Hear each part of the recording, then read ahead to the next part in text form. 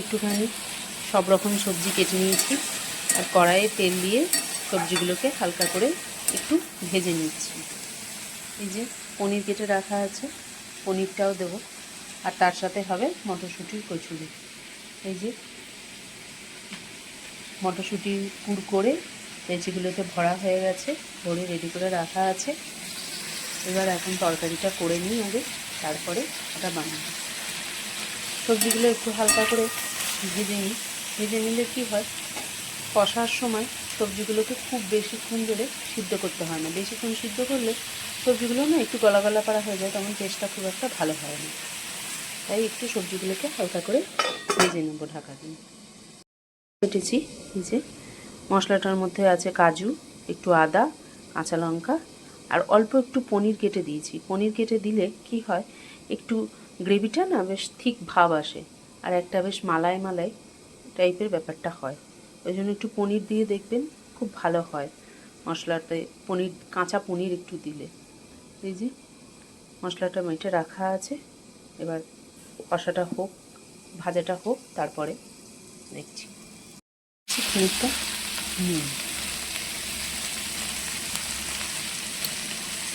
এখন একটু অল্পই নুন দেওয়া রইল,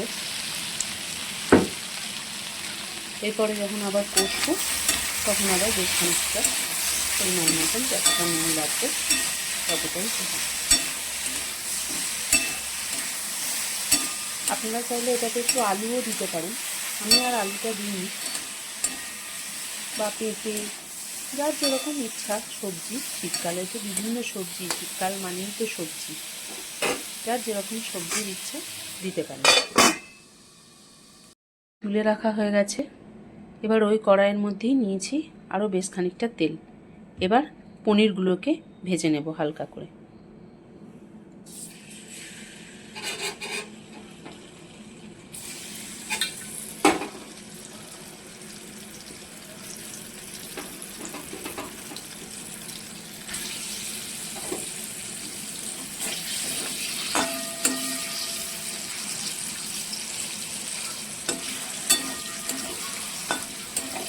খুব বেশি ভাজবো না, এই যে হালকা হালকা লাল লাল মতো হয়ে আসছে, ব্যাস।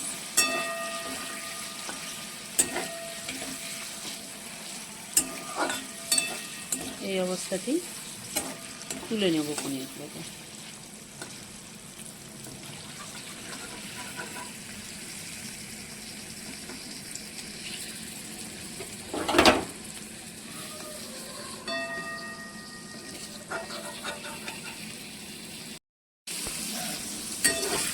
বাদ বাকি পনিরগুলো দিয়ে দিয়েছি, এগুলো একটু হালকা করে ভেজে নেব।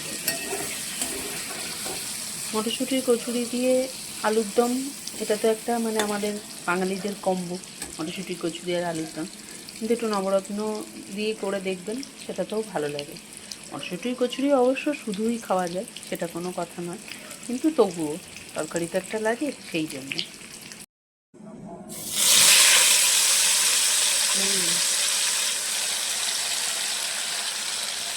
হ্যাঁ, কেক কেটেছিল। হ্যাঁ হ্যাঁ হ্যাঁ, খুব ভালো ছিল। কেকটা কত দাম নিয়েছে?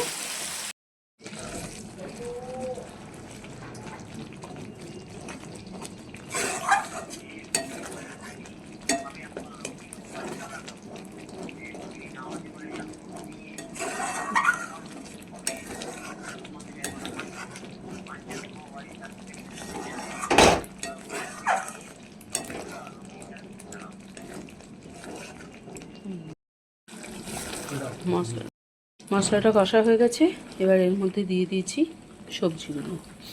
সবজিগুলোকে দিয়ে আরও বেশ খানিকক্ষণ কষিয়ে নেব, যাতে সবজিগুলোও সিদ্ধ হয়ে যাবে আর মশলাটার সঙ্গে মাখা মাখা একটা।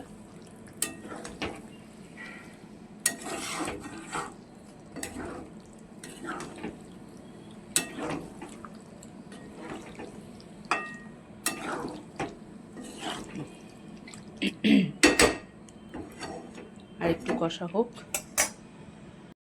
তেল ছাড়া ছাড়া হয়ে এসছে, এবার দিয়ে দেবো কিছুটা গুঁড়ো গরম মশলা গুঁড়ো দিয়ে আর একটু নাড়াচাড়া করে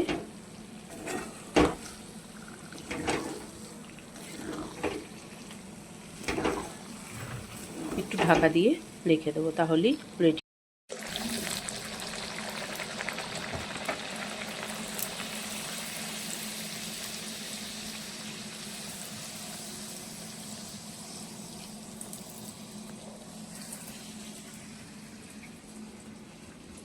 ওই গো, এসো।